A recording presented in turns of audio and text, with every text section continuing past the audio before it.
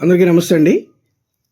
ఇటీవల మహిళా దినోత్సవం సందర్భంగా కేంద్ర రాష్ట్ర ప్రభుత్వాల యొక్క ఆదేశాలతోటి ఉమెన్ అండ్ చైల్డ్ ఫ్రెండ్లీ గ్రామ పంచాయత్, స్త్రీలు మరియు పిల్లల యొక్క స్నేహపూర్వక గ్రామ పంచాయతీ ఎలా ఏర్పాటు చేసుకోవాలి అనేటువంటి ఒక థీమ్, దీని మీద ఒక కన్వెన్షన్ నిర్వహించడం జరిగింది విశాఖపట్నం జిల్లాలో. దీంట్లో భాగంగా నా సెషన్కి సంబంధించిన అంశాన్ని ఇలా మీ ముందుకు తీసుకొస్తున్నాను.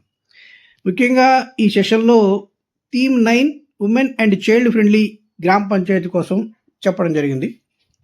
దానికంటే డిస్కస్ చేయడం జరిగిందంటే ఇంకా బాగుంటుంది. ఎందుకంటే అక్కడికి ఆ ట్రైనింగ్కి అన్ని స్థాయిల్లో ఉన్న ప్రజాప్రతినిధులందరూ, ఉమెన్ ప్రజాప్రతినిధులందరూ కూడా రావడం జరిగింది. ఆ సందర్భంగా ఈ థీమ్ మీద డిస్కస్ చేయడం జరిగింది. ముఖ్యంగా ఈ థీమ్ నేపథ్యం ఏంటంటే, ప్రస్తుతం అమలు జరుగుతున్నటువంటి సుస్థిరాభివృద్ధి లక్ష్యాలు, సస్టైనబుల్ డెవలప్మెంట్ గోల్స్ 2017 నుంచి 2030 వరకు ఈ యొక్క సస్టైనబుల్ డెవలప్మెంట్ గోల్స్ అమలవుతున్న నేపథ్యంలో భారతదేశం ఈ గోల్స్ని కొన్ని థీములుగా మార్చుకొని అమలు చేస్తుంది. ఎందువల్ల అంటే ఇక్కడ మన 17 గోల్స్ ఉన్నాయి ఈ ఎస్టీడీ గోల్స్లో. ఈ 17 గోల్స్ని ఒక్కొక్క గోల్ని గోల్ వారీగా అమలు చేసేటువంటి అవసరం కానీ అవకాశం కానీ భారతదేశానికి లేదు. ఎందుకంటే భారతదేశంలో అనేక శాఖలు, అనేక డిపార్ట్మెంట్ల కింద విభజించబడినప్పటికీ కూడా చాలా పనులు అవన్నీ కలిసి కొన్ని కన్వర్జెన్స్ మోడల్లో కలిసి పనిచేసే అవకాశాలు ఉంటాయి.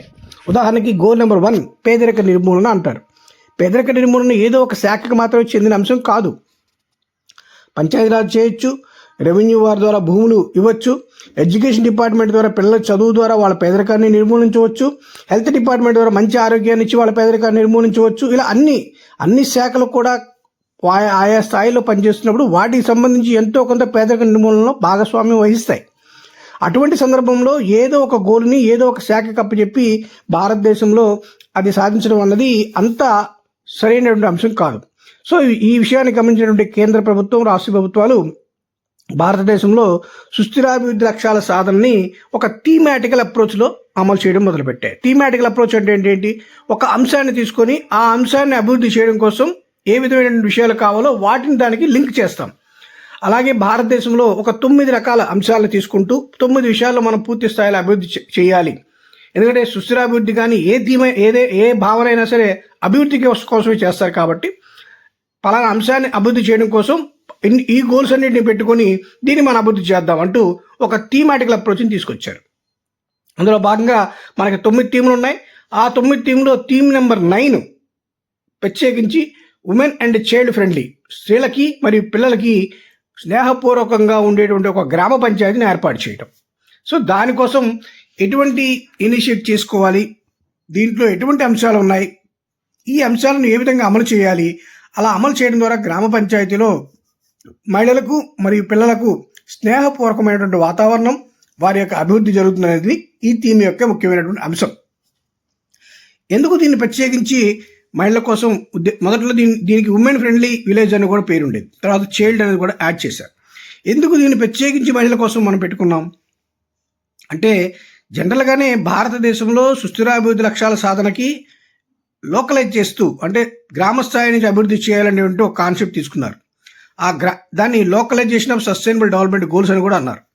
ఈ LSDGలో భాగంగా 3 అంశాలు ప్రధానంగా తీసుకున్నారు. ఒకటి, భారతదేశంలో 70% జనాభా ఇప్పటికీ గ్రామాల్లోనే ఉంది.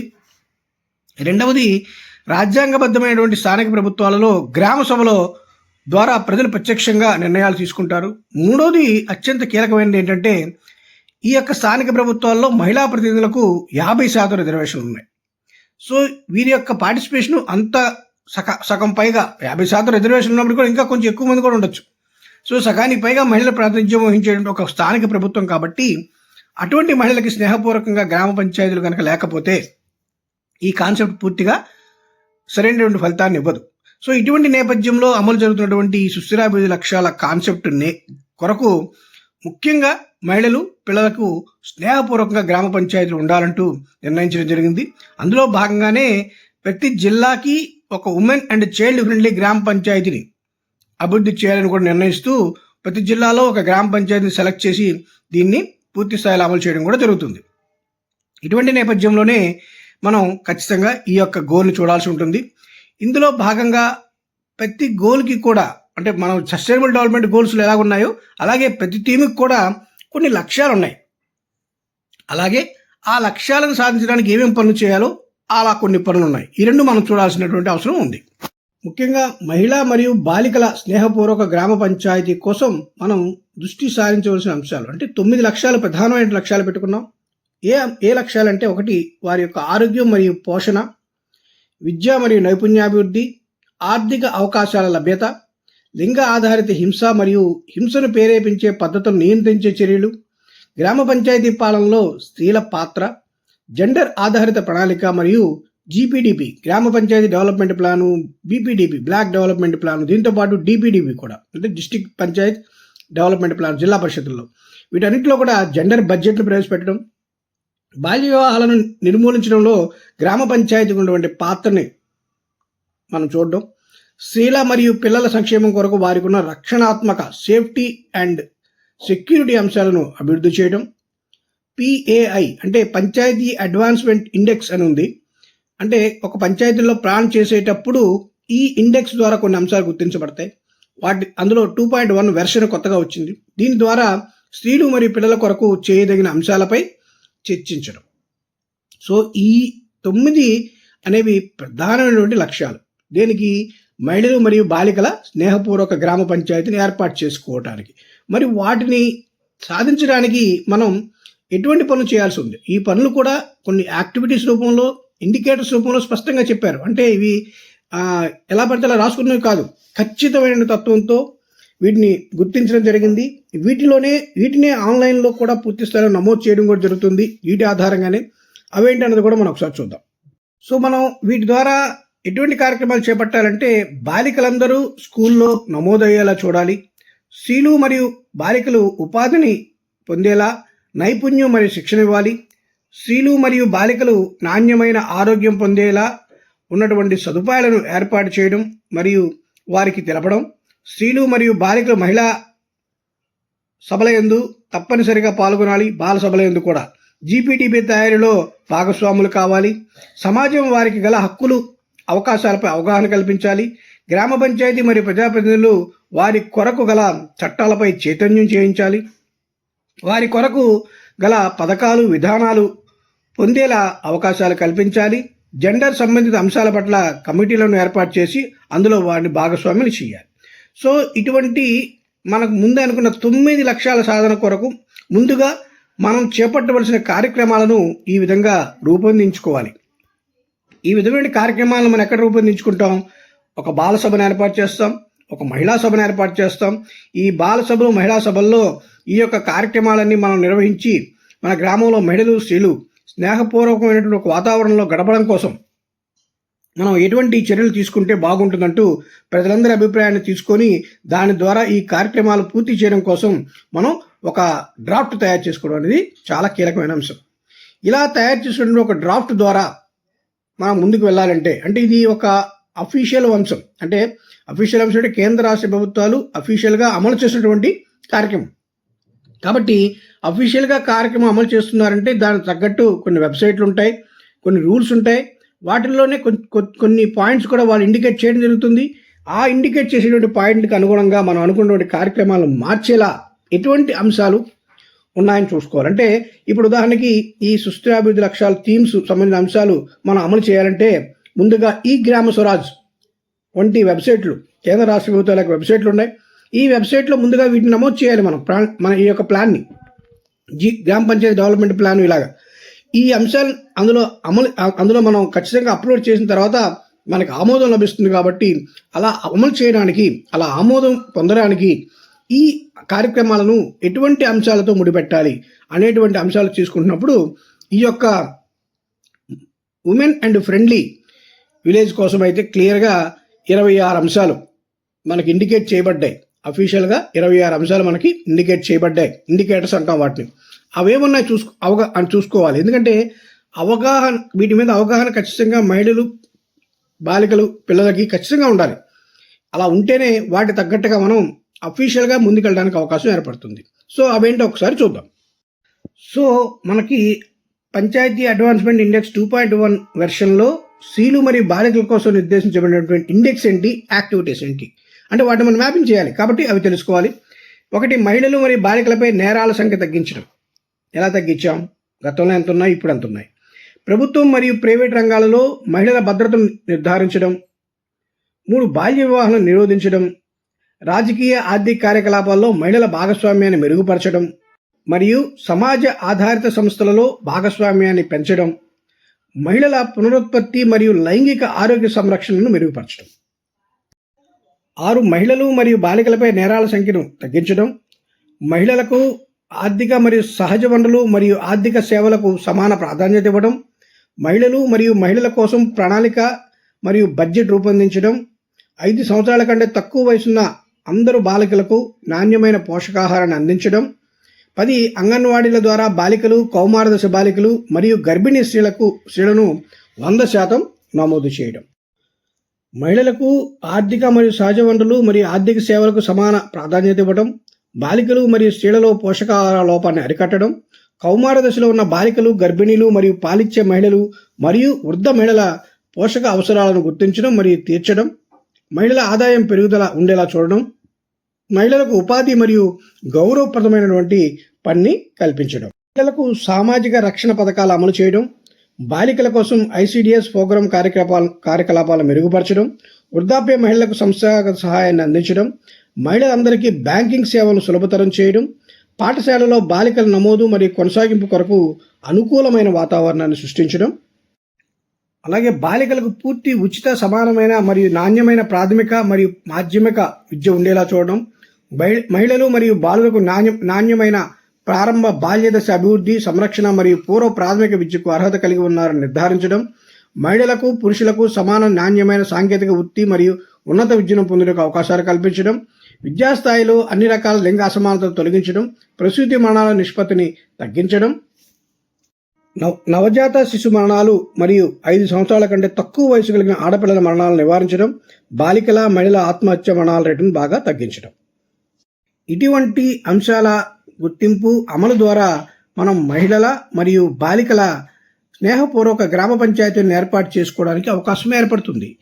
అయితే ముఖ్యంగా మనం గమనించవలసిన అంశం ఏంటంటే, గాంధీ గారు అన్నట్టు, గతంలోనే మనం ఒకసారి చెప్పుకున్నాం, గాంధీ గారు అన్నట్టు ఒక మగవాడు చదువుకుంటే ఒక మనిషి చదువుకున్నట్టు ఒక ఇంట్లో, అలాగే ఒక స్త్రీ చదువుకుంటే మొత్తం ఆ ఇల్లు మొత్తం చదువుకున్నట్టు. ఎందుకంటే తల్లిగా, అక్కగా, చెల్లిగా, ఇంకా తర్వాత ముసలైపోయిన తర్వాత నానమ్మగా, అమ్మమ్మగా, కథల రూపంలో అయినా సరే ఆ కుటుంబంలో విజ్ఞానాన్ని పంచుతుంది స్త్రీ.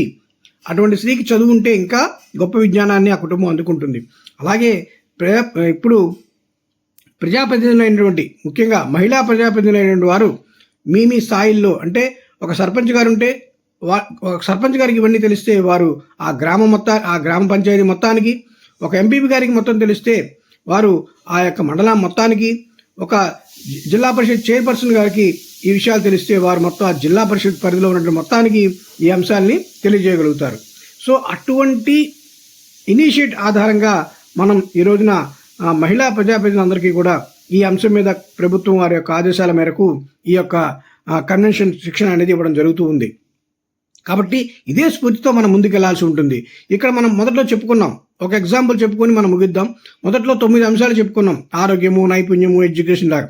ఇలాంటి వాటిల్లో ప్రతి దాంట్లో కూడా ప్రాథమిక అవగాహన కొన్ని ప్రశ్నల రూపంలో మనం తెలుసుకోగలిగితే, ఆ ప్రాథమిక అవగాహన మనం గ్రామ స్థాయిలో అందరికీ, మహిళలకి, పిల్లలకి ఇవ్వగలిగితే ఒక స్నేహపూర్వకమైన పంచాయతీని మనం తీసుకెళ్లొచ్చు.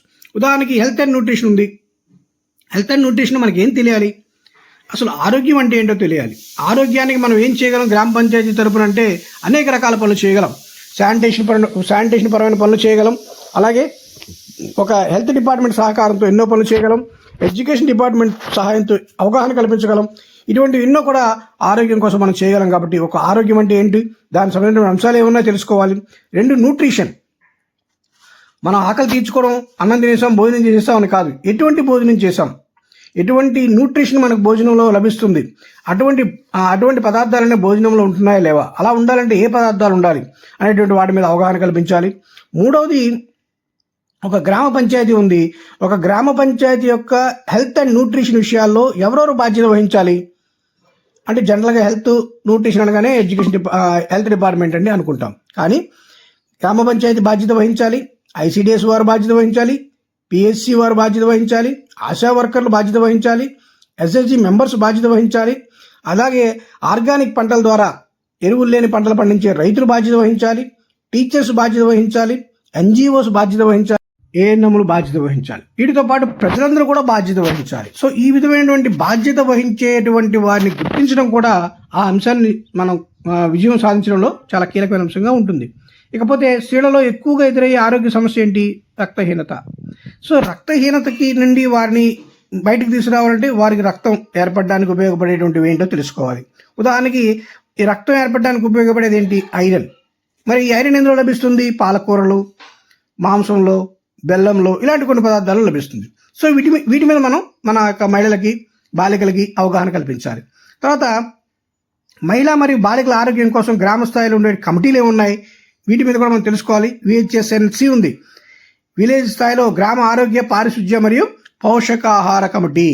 ఈ కమిటీ ఎలా ఏర్పాటు చేయాలి, దాని సర్పంచ్ గారు అధ్యక్షులుగా ఉంటారు, ఇందులో ఎవరు మెంబర్స్ ఉంటారు, ఎవరెవరు ఉండాలి, ఇటువంటి విషయాలు కూడా మనం తెలియజేయాలి. అలాగే మన శరీరంలో ఎంత శాతం నీరు ఉంటుంది? సుమారు 60 నుంచి 70% నీరు ఉంటుంది. కాబట్టి నీరు మనం వాడకపోతే శరీరంలో ఎటువంటి సమస్యలు వస్తాయో కూడా దీనివల్ల తెలుస్తుంది. అలాగే సురక్షితమైన తాగునీరులో ఎంత శాతం తాగునీరు ఎంత పీపీఎంస్ ఉండాలి అంటే దీన్ని టీడీఎస్ అంటాము, టోటల్ డిజాల్వ్డ్ సాలిడ్స్ అంటారు. అంటే నీటిలో ఉండేటువంటి లవణాల శాతం అవన్నీ కూడా లెక్కిస్తారు. దీన్ని పీపీఎంతో కొలుస్తారు పర్ లీటర్కి. సో పీపీఎం అంటే పార్ట్స్ పర్ మిలియన్ అనమాట. సో పర్ లీటర్కి ఎన్ని పార్ట్స్ పర్ మిలియన్ ఉండాలంటే సుమారుగా 50 నుంచి 150 పీపీఎంస్ ఉండాలి వాటర్లో. అప్పుడే ఆ వాటరు సురక్షితమైన తాగునీరు అవుతుంది. సో ఇవన్నీ చాలా వరకు ప్రాథమిక అంశాలు. ఈ అంశాల మీద మనం ప్రజలందరికీ, ముఖ్యంగా మహిళలకి, పిల్లలకి, బాలికలకి అవగాహన కల్పిస్తే మనకున్న 9 లక్ష్యాల్లో హెల్త్ అండ్ న్యూట్రిషన్ అనే లక్ష్యాన్ని మనం సాధించిన వాళ్ళు అవుతాం. సో ఈ విధంగా ఒక గ్రామ పంచాయతీల్లో మహిళలు మరియు బాలికల యొక్క స్నేహపూర్వకమైన వాతావరణాన్ని ఏర్పాటు చేయాలంటే వారికి కావాల్సిన అన్ని సదుపాయాలు ఏర్పాటు చేయడమే ఈ యొక్క థీమ్ యొక్క ప్రధానమైన ఉద్దేశం.